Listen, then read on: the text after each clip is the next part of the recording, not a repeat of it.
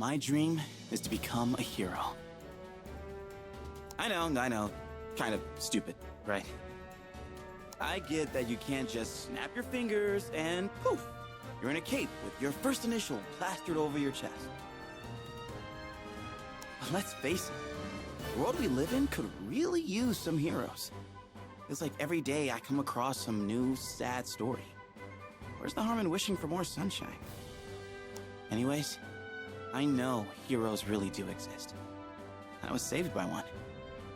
Well, saved might be an exaggeration, but I was a timid little squirt, and he was always there for me. He was just so darn cool. I wanted to be brave like him. I wanted to protect people like him. Eventually, my hero left our hometown to become a knight. If I was going to follow in his footsteps, then that meant I needed to take up the old helm and armor too. Wasn't sure if a weak crybaby like me would ever amount to much. But hey, whoever changed the future by getting hung up on the past? You probably already figured this out, but this hero I've been talking about? None other than my childhood friend, Lancey. And let me tell you, he's like something out of a fairy tale.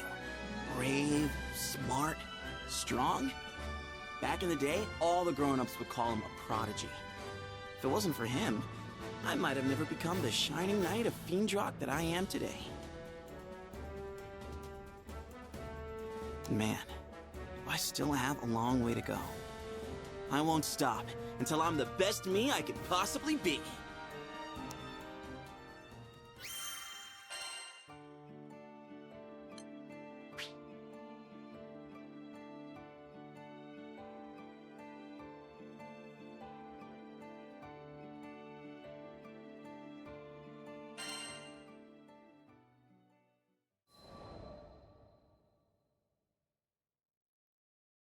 Here's a story from way before I became vice captain of the White Dragons. One day, I was waiting for Lancey at a harbor in Fiendrock. When hours passed and he still didn't show, I started to get nervous. The sound of the surf, which had been super calming until then, turned dark and whispery. Weird, snooping around, I found out the true dragon Fafnir had returned. The royal powers that be were putting together a force to beat him. And of course, the person leading it was the captain of the White Dragons, Lancey. My best friend was about to march into the jaws of a literal fire-breathing lizard, and he was gonna do it without me. I couldn't let that happen. In a panic, I started back for the capital. So there I was, rushing along, worried half out of my mind, when I met the Grand Cypher's captain for the first time. Apparently, the crew was also headed for the capital of Fiendrock, so I told him to stick with me. The more the merrier, right? Except, I wasn't exactly merry, and the captain could see that. Unable to stand it any longer, I spilled my heart out. I talked about the divide between me and Lancey, about how all I ever wanted was to be there for him, on and off the battlefield. For every baby step forward I took, Lancey soared. I was weaker than him, ranked lower than him. I wasn't enough. And this whole Fafnir business had just driven everything home. Everyone had immediately gone to Lancey, asking him to lead the way, save the day. On the other hand, I didn't get so much as a backwards glance. So what? I didn't get to whine when my best friend was out there risking his life. I needed to stop feeling sorry for myself and put in the work so I could start feeling proud instead. Lancey's a born fighter and a genius. He's also human. Pressure on him is crushing. I had to get strong enough to support him. Hearing this, the captain asked if I wanted to join the crew. Of course, I would never quit the White Dragons, but maybe a temporary change in direction was what I needed. I'd run myself into a rut. New scenery, fresh perspective. All part of a healthy breakfast for a growing boy like me. So I took the offer, determined to go back to the White Dragons bigger and better than ever. But I digress.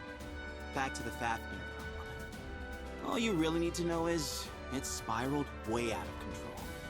The fate of the kingdom hangs in the balance kind of stuff. Thanks to Lancey and the captain, Fiendrock managed to find its way back to normalcy. Me? I've been changed forever. Though we'd been fighting a dragon, I ended up learning a lot about people. Their strengths, weaknesses, what scared us, made us tick. I had some people pass out in my life and others come into it. My eyes were open to a lot of things, and not all of it pretty. But I'll take it.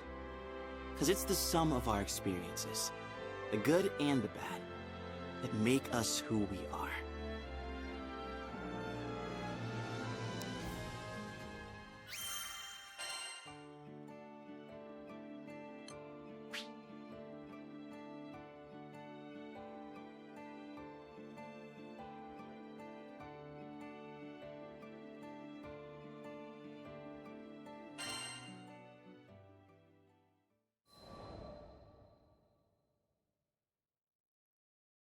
Fast forward in time, and bam! Your boy Vane's vice captain of the White Dragons. Took big dreaming, a lot of hard work, and a hefty helping of best friend anxiety, but I got there. Now, don't get me wrong, rank, titles, all that stuff's just words, you know? What kid doesn't like getting a gold star? And this was a big, shiny gold star that said, "Congratulations, you're on your way to becoming a hero."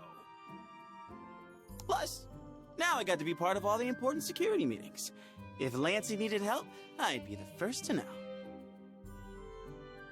For once, I was feeling pretty confident in myself. Vice captains have it tough, but I was more than happy to do the work. It wasn't all smooth sailing, though. After a few months, some nasty rumors began circulating through the barracks.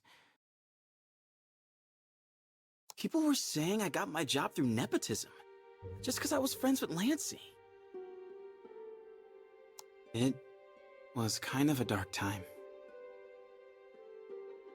I'd been trying to come up with things that I accomplished when I realized there were none. At least, nothing that I'd accomplished on my own. This whole time, I'd just been riding on other people's coattails. The captain, as always, lent me a shoulder to cry on, and we agreed to meet up again in a few days. But when the time came, two, burlier figures were standing beside the captain, Siegfried and Percival. They were there to spar with me and judge, once and for all, if I deserved to be vice captain of the White Dragons. I definitely teared up a little. These were two of the people I looked up to most in the world. They could take whatever I threw at them. My hopes, my insecurities, the lessons I learned. I put everything I had into that battle. And in return, Siegfried and Percival gave me everything they had. Fighting the two of them was as intense as you'd expect. But once I got over my throbbing calves and aching deltoids, I felt really lucky. I had good people looking out for me. They showed me how far I'd come, and I could go the distance. I went back to the castle determined to hide everything from Lancey. He had enough on his plate. But you know how best friends are. Trying to keep secrets from them is like trying to hide an onion in a muffin. He cornered me. So, with nowhere left to run, I spilled the beans. Told him how the rumors had drained my confidence, and I didn't feel good enough to be his vice captain. Or his best bud. I felt horrible. I had the greatest friends in the skies telling me they believed in me. And still, I couldn't believe in myself. Lancey waited for me to get everything off my chest before speaking. Vane, I recommended you for vice captain because I considered you the most qualified. The motion passed because the king and the white dragons felt the same way. And just like that, a weight was lifted. Seems like all I really needed was to know my best friend trusted me. And now that we re-established this trust, there was only one thing left to do. Beat each other silly. We snuck out to the training grounds in the middle of the night and sparred until our legs gave out. Then, we lay spread eagle on the ground, looking up at the stars. Those little twinkling dots were so inspiring. They're out there, a billion miles away. But still, their light manages to reach us. My dream of becoming a hero might be far off, but if the stars can make the trip, so can I.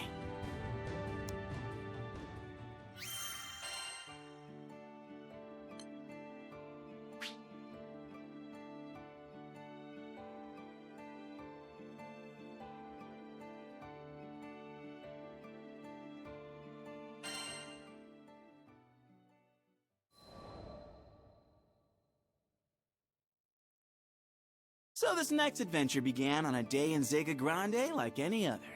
The sun was shining, the birds were chirping, and I was soaking up some rays after a pleasant morning of grocery shopping. That's when I heard it. Long live the Blue Sky Knights! Yes, the fierce cry of a child in its natural habitat.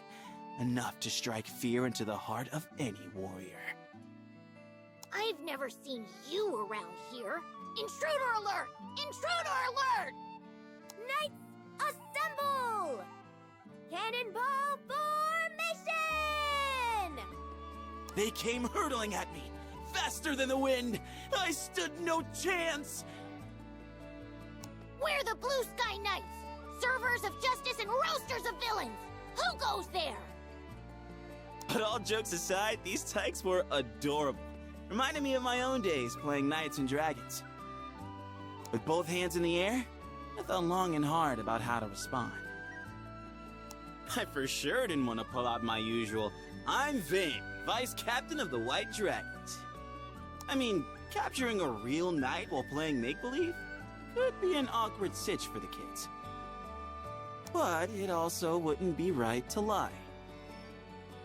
Then, a candle lit up over my head. I'm Vane, the wayfaring chef. Wait, you're a chef? That means you're an expert at brewing stews and baking pastries, correct? I blinked. I hadn't expected such an energetic response.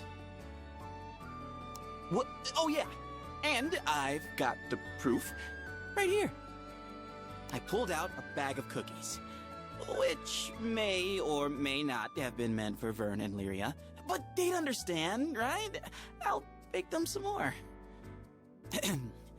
Anyways, passed out the cookies, and in the space of a few bites, the tots were leaping around like it was their birthday.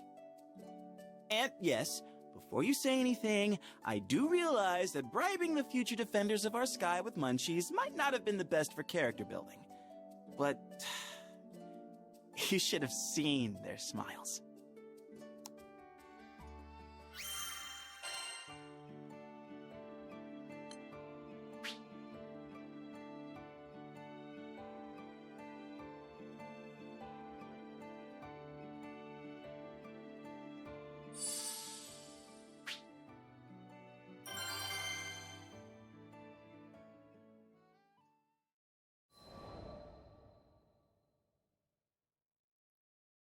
You have some potential, Sir Chef. I'll let you cook for us as our square. I'm Skip, by the way, captain of the Blue Sky Knights. We were on to headhunting already? These kids didn't mess around. I'm honored, Captain Skip. But to tell the truth, I'm kind of busy right now. Oh no.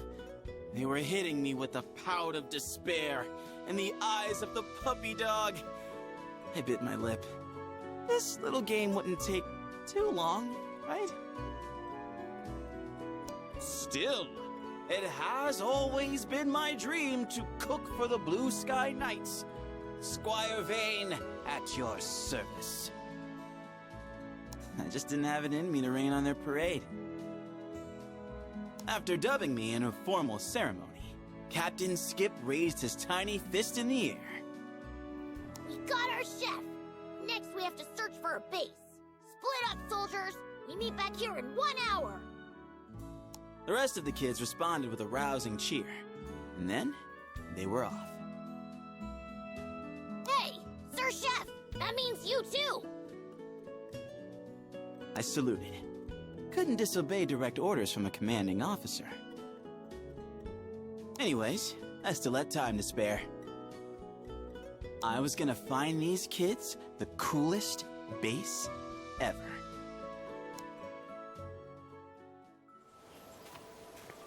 Okay, I won't let you down. Captain said there's some good spots around here. Just gotta make sure they're safe.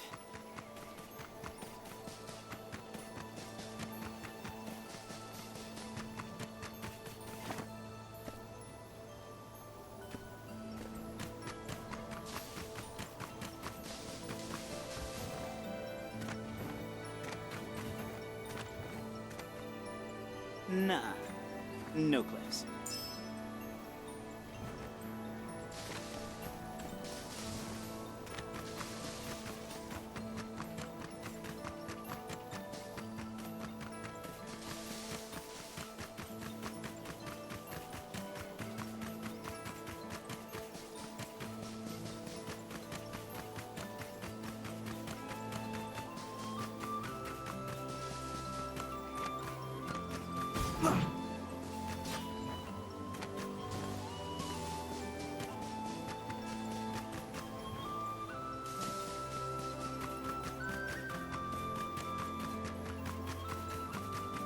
Whoops! Looks like this place is already occupied.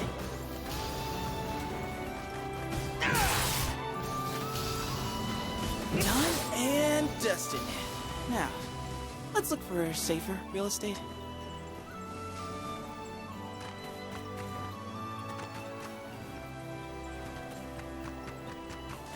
More monsters. This is definitely not a kid-friendly joint.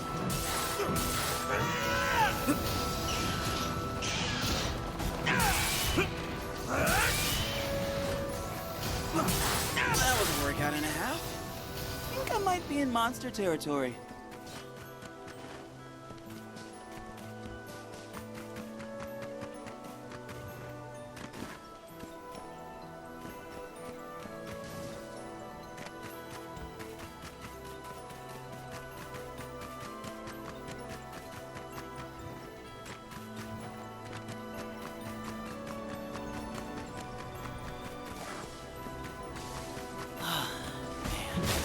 Clancy and I used to love exploring the woods.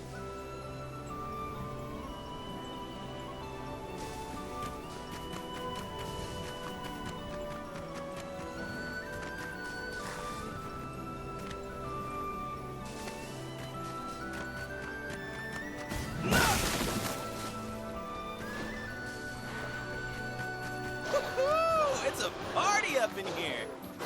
But it looks like I wasn't invited. Buckle up!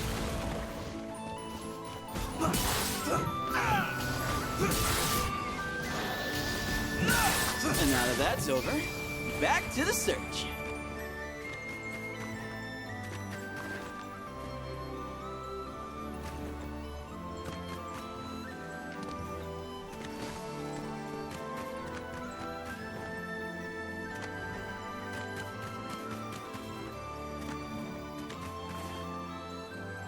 Spacious, but a dead end like this could be dangerous.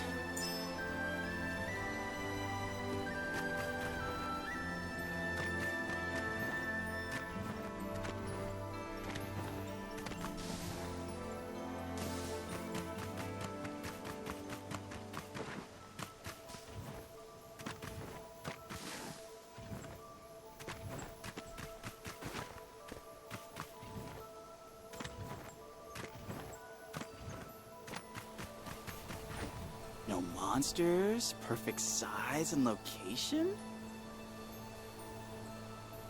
Wait, I think I see a path on the other side of that thicket. I bet it leads to Folka.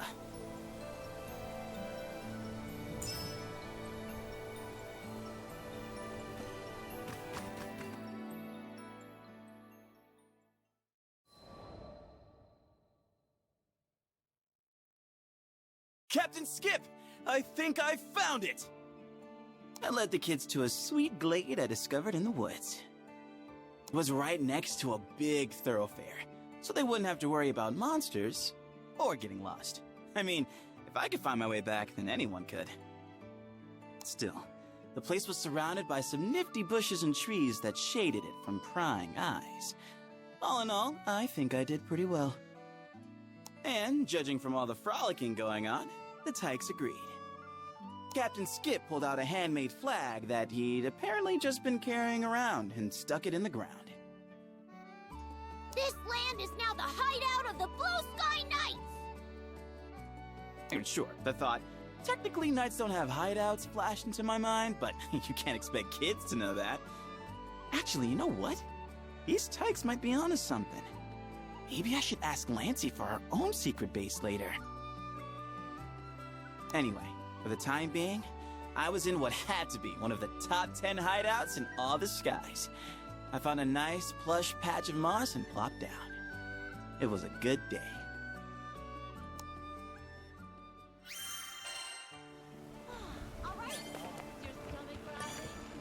Yes, can I help you?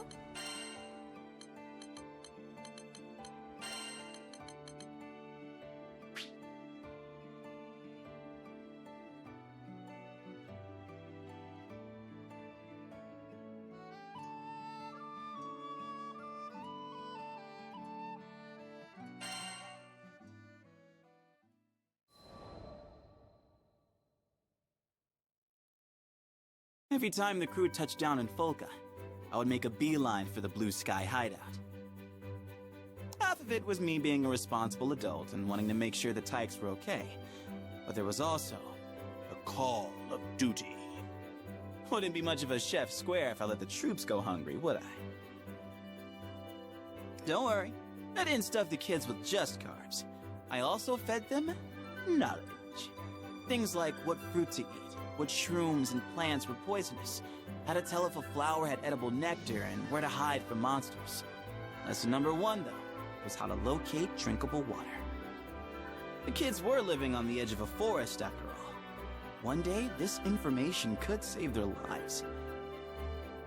For now, at least, it was all in good fun, and the Tykes were loving it. Whenever I gave them a demonstration, they'd rush to repeat it. 9 times out of 10, they'd fail, but instead of getting discouraged, they started a race to see who could get it right fastest. And I'd always get this strange feeling that I'd traveled back in time. Back to when I was a squire, of Fiendrock, just beginning to discover the world. Hey, Sir Chef, see that bug up there? You think you can catch it? Gotcha. All right, gather around, knights. So, this little guy is super good at sensing monsters. Whenever danger approaches, he's the first to hide. There's actually a rhyme about it. Goes, bug on tree, monster free. Bug in ground, monsters around. Those kids were the most inquisitive students you could hope to meet. Soaked up knowledge like a sponge. If I had to choose just one lesson I wanted them to take away, though, it would be know when to ask for help. Because reaching out to others isn't a sign of weakness. It's a sign of trust. And without trust, you can't build an order of knights or any relationship. Growing up doesn't mean you have to solve all your problems alone. I hoped the kids wouldn't lose sight of that, as I once did.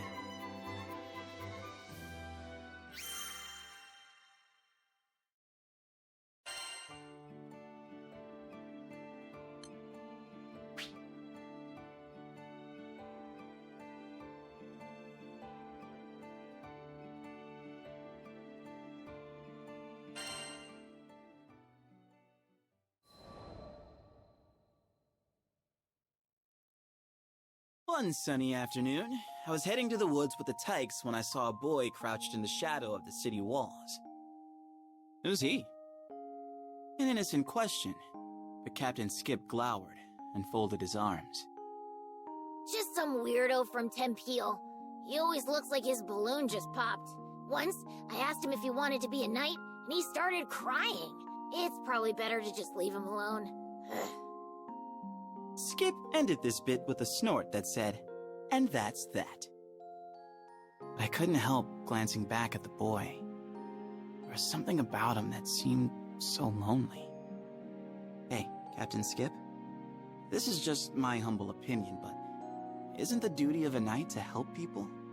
Especially those who kinda sorta look like they might be in need. At this, Skip's face puckered up so hard, you'd have thought I squeezed lemon juice into his mouth. I got where the little dude was coming from, though. It wasn't always easy to do the right thing. But that's what made it so rewarding. You're not wrong, Sir Chef. Defending justice means defending the weak. Skip dashed over to the city walls. After what looked like a pretty one-sided conversation, he came back with the boy in tow. Say hello to the newest member of the Blue Sky Knights! I couldn't keep from smiling. In that moment, Skip and the lonely boy were the mirror image of Lancey and me when we were kids.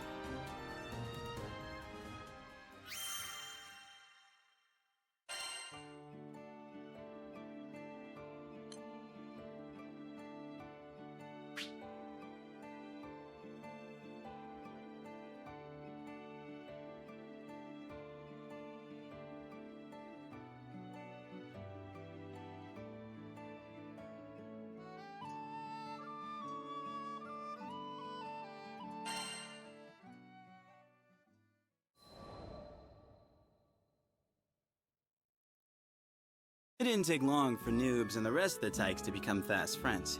Oh, that's the nickname they gave to the boy from Tempeal, by the way. Noobs.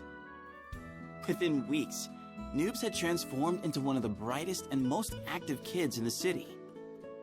But he'd had a reason to be sad. Turned out, Noobs had lost his parents in a Tempeal incident. He'd moved to Folca after being adopted by relatives. Poor kid deserves some sweetness in his life. After all that bitterness. I did what I could for him, bringing my best creations to the Blue Sky Hideout. Today's special was one of Lancey's favorites, Vane's Paradise Pudding. Smooth, creamy, and so very rich. The sugar had apparently put the kids in a talkative mood. They'd barely gotten their spoons out of their mouths when they started competing for the title of Best Food Commentator. Eventually, this evolved into a debate on which Vane creation was the tastiest. Captain Skip claimed it was the cookies I'd given them the day we met, because they were seasoned with memories. Pretty poetic for a kid of like 7. I love those cookies too, though. They were a recipe from Grandma. Even Noobs was eager for a piece of the action. Warmed my heart to see the shy little guy come out of his shell. But you know how it is with this world. The skies are clearest right before the storm.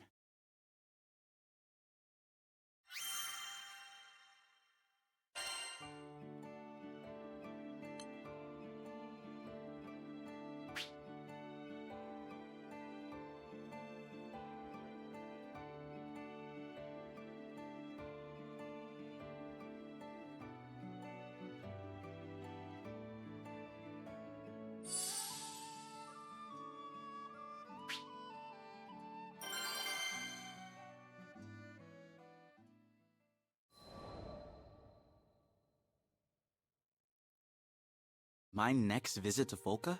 I could tell something was wrong as soon as I stepped foot in the city.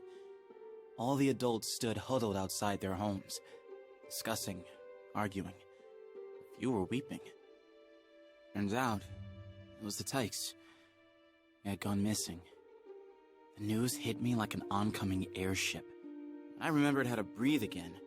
I rushed over to Ace, one Blue Sky Knight who'd stayed behind. What do we do? What if they never come back? I'll find them, I promise. You need to tell me what happened. It started with Noobs. Still unused to the layout of Folka, he'd gotten lost in the woods. After about 6 hours, Skip put together a search team and went after him, without telling any adults. Now a full day had passed, and all four, Noobs, Skip, Beats, and Fessa, still hadn't returned. The whole time he was talking, Ace was shaking from head to toe. I put both my hands on his shoulders and gave him the warmest smile I could muster. You did good, Ace. Now leave the rest to me. I went straight to the Grand Cipher. Needed to recruit as many eyes as I could get. Those kids were my friends, and the future of the skies. I wasn't going to let anything happen to them. Hold on, guys. I'm coming for you. There have to be traps. Keep your eyes peeled.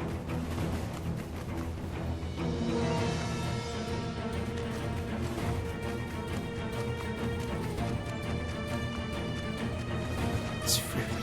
It's still fresh. They have to be near.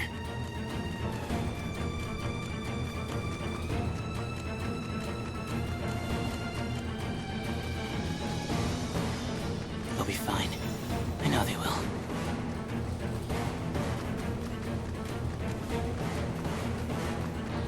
Out of my way! Now!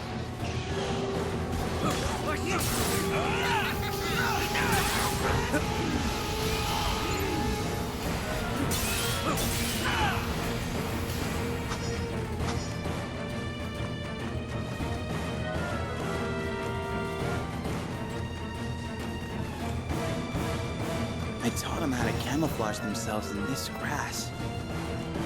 They probably head out for monsters around here.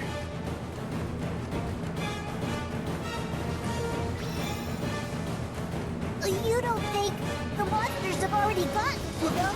No, they're okay. They have to be.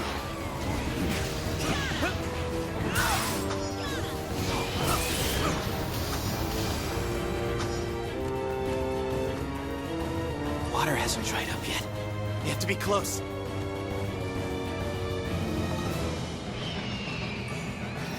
Them! I'm coming!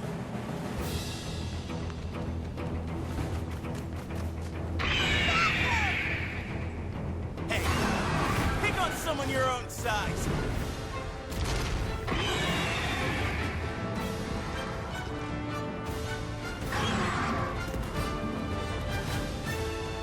Sir Chef! You guys aren't hurt, right? Just wait a little longer. This will be over in a jiffy. Let's roll. It's go time! Look at Sir Chef go. He looks for real nice.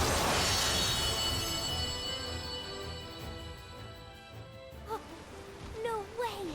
He won. Looks like the little squirts are doing just fine. Yeah,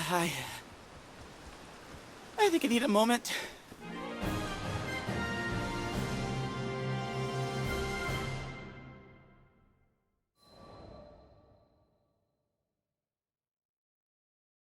Thanks. You did good, Sir Chef. Skip still had enough in him to put on a brave face. That was a good sign. As I checked the rest of the tykes for injuries, I could feel that familiar tingle in my tear ducts. But I held it in. Kids had gone through enough. Without a grown man showering them in snot. I'm so glad you pulled through. The Blue Sky Knights really are amazing. Captain Skip immediately lightened the mood by trying to fit his hands around my biceps. Whoa. I had no idea you were so strong. Byrne, who'd been hovering nearby, crossed his paws. You think those tree trunks are just for show? Vane's a trained knight, vice captain of the White Dragons. The White Dragons? Wait, Sir Chef, you were an actual knight? Oh no. The upturned eyes of betrayed innocence. The ultimate technique. I started to sweat. I mean, yes, technically, but I hadn't actually lied to them, but hiding the truth was just as bad. I steeled myself for the eruption, but it never came. Wow, a real knight! You need to let me interrogate you for my notes later. No wonder you kick butt! Dude! Awesome! I should have known. Those kids would never turn on a friend.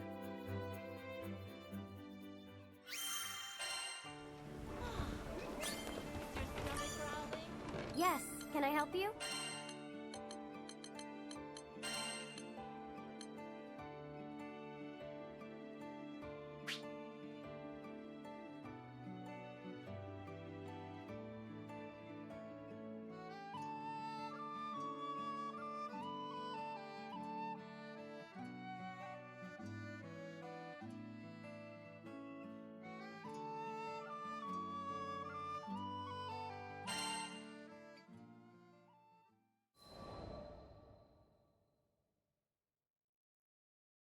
Wish I could say all's well that ends well, but unfortunately it doesn't work like that.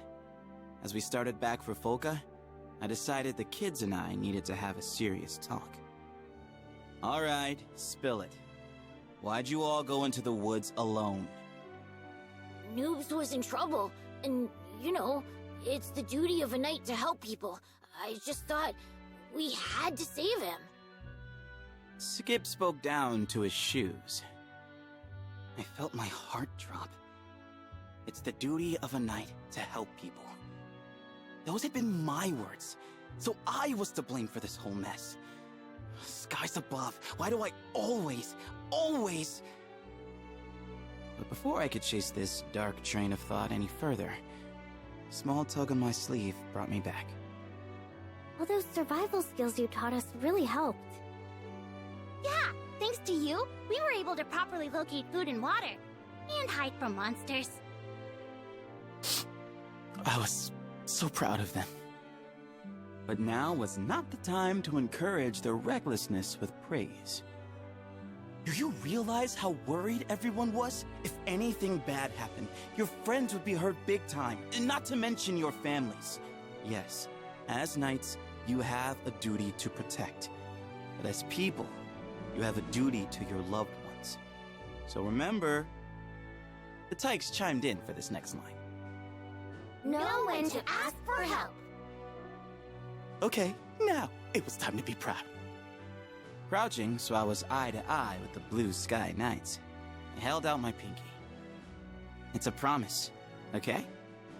An oath between knights.